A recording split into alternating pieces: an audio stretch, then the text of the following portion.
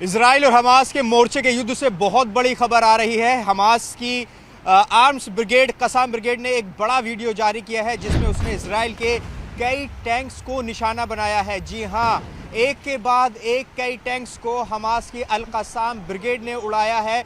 Video में आप साफ तौर पर देख सकते हैं कि किस तरीके से गाजा पट्टी के भीतर हमास के लड़ाके इजराइल के टैंक्स को चुन चुन कर निशाना बना रहे हैं और बाकायदा एंटी टैंक मिसाइल से उनको उड़ाया जा रहा है।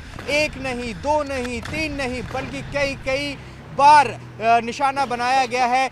और एक आध वीडियो तो ऐसी है कि बाकायदा जो लड़ाके हैं हमास के वहां पर जाकर टैंक के पास जो एंटी टैंक हथियार है उसको रखकर उसको उड़ा देते हैं। तो ये चुनौती इजराइल की सेना को मिल रही है गाजा पट्टी पर। गाजा पट्टी पर एक बहुत बड़े हिस्से पर कब्जा करने का दावा करने वाली इजराइल की सेना लगातार आगे बढ़ रही है, लेकिन जिस तरह से स्थिति बन रही है वहां पर गाजा में हमास की जो ब्रिगेड है वो बड़ी चुनौती दे रही है। देखिए, हमास के सामने, इजराइल के सामने वहाँ पर हमास है, इस्लामिक जिहाद की अल कुद्स ब्रिगेड है। तो ये दो बड़ी लड़ाके हैं, दो बड़े संगठनों के जो वहाँ पर बड़ी चुनौती दे रहे हैं। देखिए, अगर आंकड़ों की बात करें तो ग्राउंड इन्वेजन के दौरान इजराइल के अब तक 66 सैनिक मारे जा चुके हैं। आप संख्या समझिए कि किस तरीके से इजराइल के जो सैनिक हैं वो गाजा पट्टी के अंदर मारे जा रहे हैं। वहीं इजराइल भी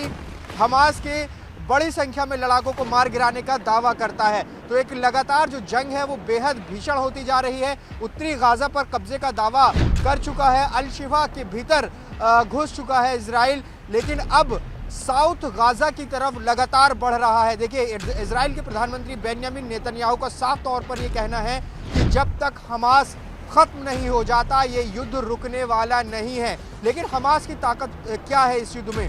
कई बड़ी ताकत उसकी सामने आ रही है। एक ये कि वो गुरिल्ला वॉर में माहिर माना जाता है, जैसा कि आप इस वीडियो में भी देख सकते हैं कि किस तरीके से आखिर छुपकर वॉर कर रहे हैं हमास के लड़ाके और बाकायदा जो गाजा के गलियों में, गाजा की सड़कों पर टैंक्स घूम रहे हैं इजराइल के, उनको निशाना बना रहे हैं। दूसरी बड़ी बात, जो युद्ध में हमास शुरू से ही इजराइल पर दबाव बनाने की कोशिश कर रहा है वो है बंधकों की रिहाई का मामला। अभी भी करीब 240 के करीब बंधक जो हैं इजराइल के वो हमास के कब्जे में हैं। लगातार बीच बीच में अलग डील सामने आई, लेकिन अभी तक भी किसी बंधक की रिहाई नहीं हुई है। बार बार ये कहा जा रहा है कि जब तक सीज फायर नहीं होगा बंधकों की रिहाई नहीं होगी। वहीं प्रधानमंत्री बेंजामिन नेतन्याहू भी इस मामले में झुकने के लिए तैयार नहीं है। तो जंग जो है करीब 40 दिन से ज़्यादा का वक्त बीत चुका है और अपने निर्णायक मोड़ पर पहुंचती जा रही है। इस बीच न सिर्फ गाजा में बल्कि लेबनान में भी बड़ी चुनौती इजराइल के सामने आ रही है। इसके अलावा यमन के हूथी विद्रोहियों ने इजराइल का एक कार्गो शिप हाईजैक करने का दावा किया है। तो ये कई ऐसे मोर्चे हैं जो इजराइल के खिलाफ इस पूरी जंग में अब तक खुल चुके हैं, लेकिन इजराइल अभी भी इस जंग में शामिल है। वो पूरी जंग को जीता नहीं है, जीतने की घोषणा नहीं की है, लेकिन इसके बावजूद जंग लगातार जारी है। हमास जहां एक तरफ चुनौती बना हुआ है तो वहीं हिजबुल्लाह भी लेबनान में ताबड़तोड़ हमले कर रहा है। न्यूज़ 18 इंडिया लगातार लेबनान से आपको हिजबुल्लाह और इजराइल की जो वॉर है वो दिखा रही है।